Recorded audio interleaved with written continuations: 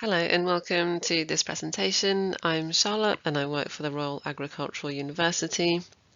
This presentation will take you through the UCAS process and personal statements.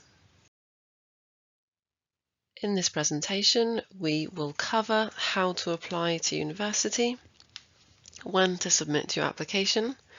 We'll talk about the personal statements. We'll also have a look at what admissions tutors are looking for when they read your personal statements, and also top tips, what to include and what to avoid. So before you apply to university, it's important to do your research. You might start with thinking about which careers you're interested in. Some careers will require a specific degree. Think about the universities, maybe the type and size of university. Do you want to go to a big university with thousands of other students, or do you want to go to a smaller university? Do you want to go to a university that's in the middle of a city, or maybe one in the countryside or in the outskirts of a town? As part of the university, also think about accommodation and student life on offer. When you're researching courses, think about what you're going to enjoy. Look at the course content and entry requirements. You can find out more by going to an exhibition or a careers fair or attend an open day. Do look up what events there are that you could go to, or perhaps some events that your school is encouraging you to go to where you can find out more about different universities. So when you apply to university, all applications are sent through UCAS, which is the Universities and Colleges admission system. You can make up to 5 choices, so that's 5 courses, not necessarily 5 different universities. There are some restrictions, however, so for medicine, veterinary medicine and dentistry, you have a maximum of 4 choices. And if you are choosing to apply to Oxford or Cambridge, then it can be one of these, not both. There is also a cost. It will be £28.95, and this is for 2026 entry, and that is for 1 choice or 5 choices. If you meet the application deadlines, then your application will be considered equally. Applications received after the deadlines will still be sent to universities and colleges, providing they have vacancies, but they are not obliged to consider them. UCAS sends the application on to each of your chosen universities and colleges at the same time. Each university or college has access to the information about their choice only.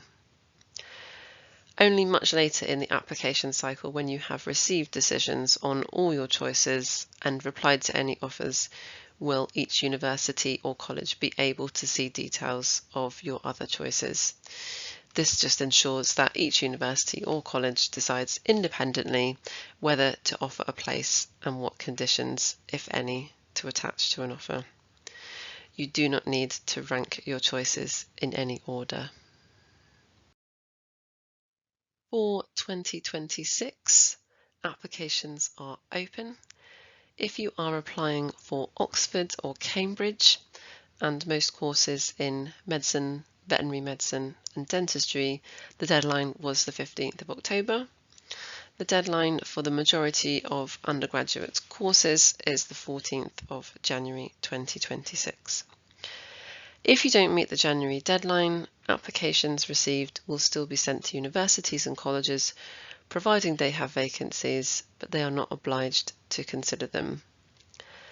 By the 31st of March, universities and colleges should aim to have sent all their decisions on applications received by the January deadline, and any applications received after the 30th of June will be automatically entered into clearing. Your application is made and submitted through your own UCAS Hub. The Hub is where you receive and respond to offers and manage all of your applications. On the right-hand side is a list of the sections that need to be completed. You don't need to complete the whole application at once. You can log in and out at any time until you're finished. As you work through the sections, it will update as you go along so you can see how far through your application you are, and we'll touch on the personal statement section a little bit later in this presentation. After receiving your application, a university or college will make one of three decisions. It could be an unconditional offer, which means you've got a place. It could be a conditional offer, which means you still need to meet some requirements, or it could be unsuccessful or withdrawn. Universities or college may offer a place on an alternative course, and they may also request an interview if they would like to speak to you further, ask to see your portfolio, or perhaps ask you to take an admissions test.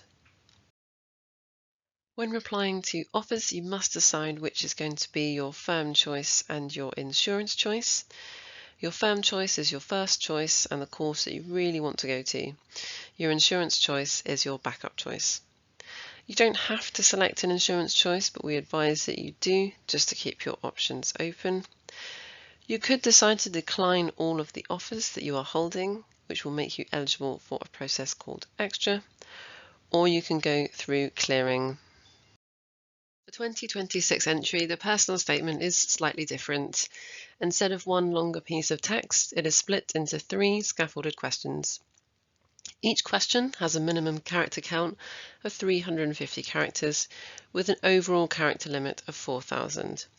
You still send one personal statement for all your choices. Please do check out UCAS.com for further guidance.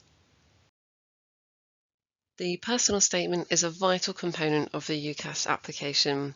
It is your chance to show universities why you want to study the course and why you'd make a great student. It's very much a work in progress, so we advise that you start early and give yourself plenty of time for ideas to grow. Your personal statement is the only part of the application where you really have a chance to sell yourself and show your potential. So we're going to talk in more detail now about how to put a statement together and what to include. In the first section, think about why you want to study your chosen subject. Where did your interest come from? Why is it important to you?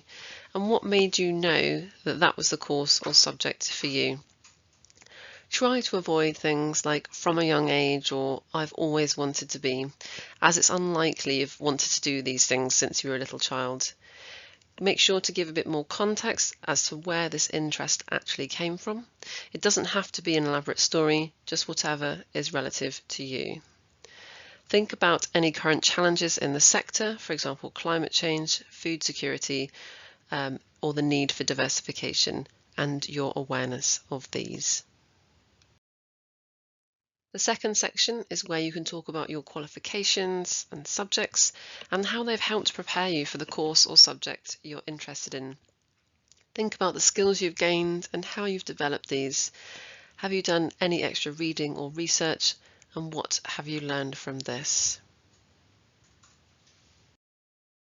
By now, the admissions tutor knows why you want to study the subject. They know that you have a genuine interest, and they know you have the academic skills to succeed. But do they really know you? What personal qualities do you have? Do they know what drives and motivates you to succeed? Is there anything you really want to talk about that you haven't had the opportunity to do so? Have you done Duke of Edinburgh, for example? If so, you can talk about your leadership skills. Have you perhaps fundraised for charity? Do you represent your county for a particular sport?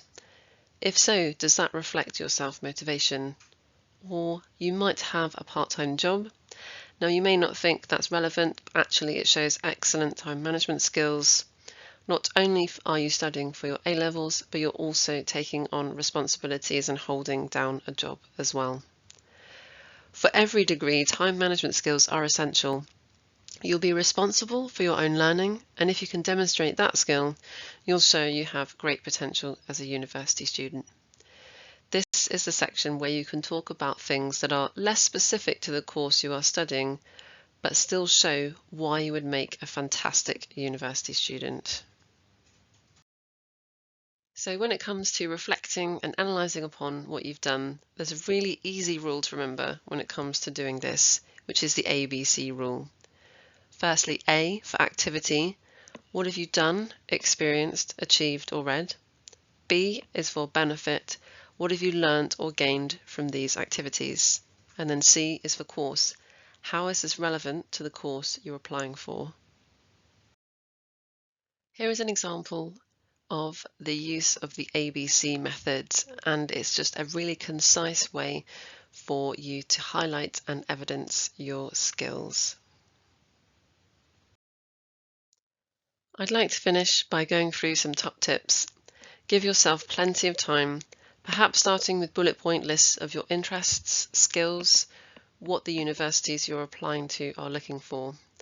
Make sure you do not copy from anyone else or use AI to write your personal statement for you. Universities want to hear from you, so it should be your voice reflected in the personal statement. Always check grammar, punctuation and spelling. Remember, you have a limited number of characters, so try to avoid repetition. If you are taking a gap year, then do talk about what you are doing and how it will benefit you. Get feedback from family members or teachers if possible. Don't worry about making each section the same length. Use the questions to evidence in the best way for you. Thank you very much for watching. If you do have any questions, please contact us on the email address on the screen or follow us on social media.